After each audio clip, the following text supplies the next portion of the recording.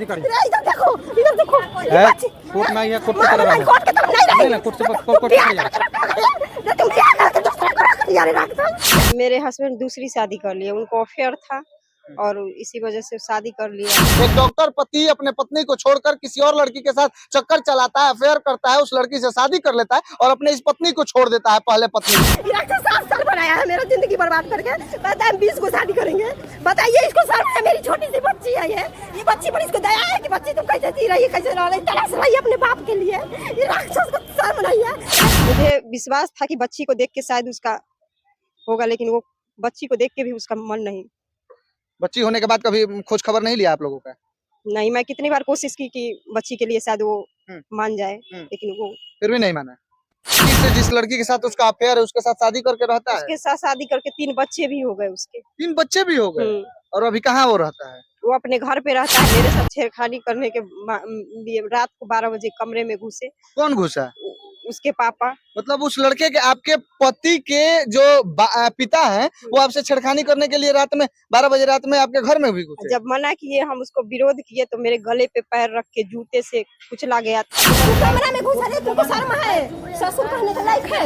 ससुर कहने का लायक नहीं है। इनको पे घर घुसा, बेटे की दूसरा शादी कर लिया। अभी हम समस्तीपुर में हैं और समस्तीपुर में एक स्टोरी आपको ऐसी बताने वाले हैं। अभी हमारे बगल में देख रहे हैं कि एक औरत है और इनका शादी हो गया और इनकी जो है कि एक छोटी बच्ची भी 2-4 साल की है। बाकी इनका क्या मामला है, इनके जो पति हैं इनको छोड़ दिए हैं।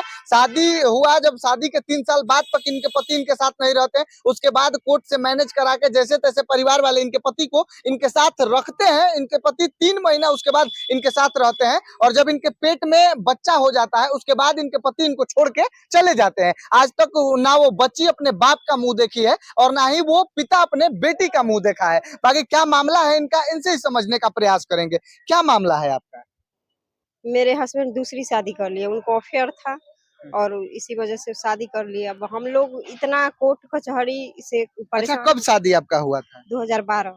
2012 में शादी हुआ जी। था। अच्छा, अरेंज मैरिज था कि लव मैरिज? Arrange marriage. परिवार के खुशी से सब काम हुआ था? 5 लाख रुपए मिला था, बाइक, सोने का चैन और जितने भी सामान वगैरह सब। मतलब 5 लाख रुपया आप लोग दान दहेज में, एक बाइक, सोने का चैन वगैरह वगैरह जो भी दिया जाता है, सब कुछ आप लोग दहेज में उस लड़के को दी थी? सब कुछ मिला था। सब कुछ मिलने के बाद भी वो दहेज के लिए मुझे बहुत बीच में टॉर्चर वगैरह करता था। तो ये सब चीज होता रहा बीच-बीच में। फिर मतलब छोड़ दिया। 1 महीने गए तो तंग किया, परेशान। फिर लगातार 15 में फिर से उसको मैनेज किया जाता है। जब हमको प्रताड़ित वगैरह किया जाता था तो 15 में मैनेज किया जाता है, कॉम्प्रोमाइज करके फिर से हम लोगों को पैसा दिया जाता है 3 लाख रुपए और दिल्ली में उसको गाजियाबाद में फ्लैट दिया जाता है। मतलब फिर से 2015 में आप लोग उस लड़के को पैसा देते हैं, गाजियाबाद में फ्लैट देते हैं, उसके बाद 2015 में फिर आपके साथ रहने के लिए राजी होता है? फिर राजी होता है पैसे की वजह से और 3 महीना रहता है। जैसे मई में हम लोगों को वहाँ पे शिफ्ट करवाए, वो उसको पहले से शिफ्ट मतलब वो काम वाम दुकान का जितना सारा काम वाम हुआ और हम अप्रैल में गए और मई, जून, जुलाई, अगस्त में वो फिर घर गए रक्षाबंधन का बहाना करके।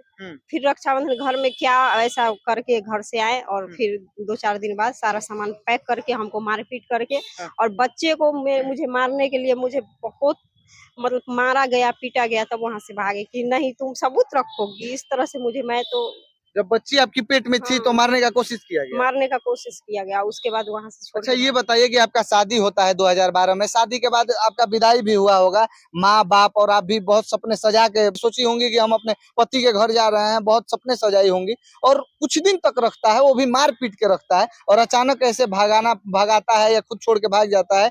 ये बहुत जो है कि दर्द भरा रहा होगा। जी। बहुत कम समय रखा अपने साथ वो आपको? उसका शुरू से ये था कि पैसे के लिए मेरे से शादी किया। मतलब आपसे नहीं, आपके पैसों से शादी किया वो? जी, और उसका अफेयर कहीं और चल रहा था, ये सब वजह। अफेयर भी उसका चल रहा था किसी और लड़की के साथ? और उसके वजह से उसके पापा मेरे घर में घुसे। ये भी सबसे मेन वजह था कि मेरे साथ छेड़खानी करने के लिए रात को 12 बजे कमरे में घुसे। कौन घुसा? उसके पापा।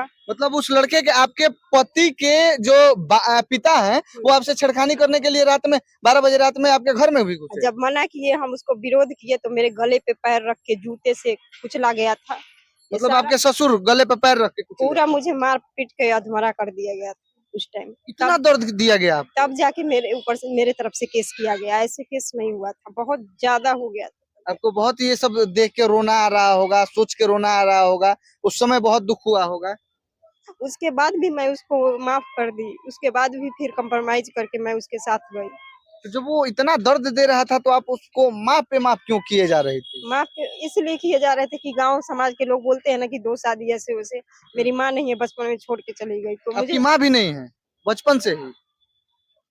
समझिए कि इस लड़की की माँ भी नहीं है और शादी होता है जिसके साथ और जिस पति के साथ इनका शादी होता है वो पति भी ढंग से नहीं रखता है और वहां पे ना अच्छे से इनको ससुराल में रख पाता है। और जब से इनका शादी हुआ है 2012 में इनका शादी हुआ और 2024 अभी चल रहा है, समझिए कि ये उसी समय से 10-12 सालों से इतना परेशान है कि क्या बताए। सही बोले? बिल्कुल। और आपके जो मायके वाले हैं वो लोग साथ देते हैं कि नहीं? अभी आप रहती कहाँ हैं? मैं अभी पढ़ाती हूँ, टीचिंग प्राइवेट टीचर हूँ स्कूल की। तो आपके मायके वाले साथ नहीं देते हैं आपका? और वो लोगों का कहना था कि दूसरी शादी कर लो। मैं चाहती थी कि कोर्ट से कानूनी तरीके से मेरा डाइवोर्स हो या फिर हमको ले जाए। मैं तो कभी इस डाइवोर्स के बारे में सोची भी नहीं थी। मैं ये चाहती थी ना कि वो शादी कर भी लिया तो भी मुझको रहने दे, क्योंकि मतलब आप उसी के साथ रहना चाहती थी, बिल्कुल। लेकिन वो तो किसी और के चक्कर में है। कि अब हमारा यही कहना है कि अगर नहीं रहने देना चाहता है तो डाइवोर्स दे दे मुझे। इस उलझन से मैं जिस तरह से मैं उलझी हूँ और जिस परेशानी में मैं हूँ, ये सब छुटकारा मैं चाहती हूँ अब। अच्छा, आपकी लड़की कितने साल की है?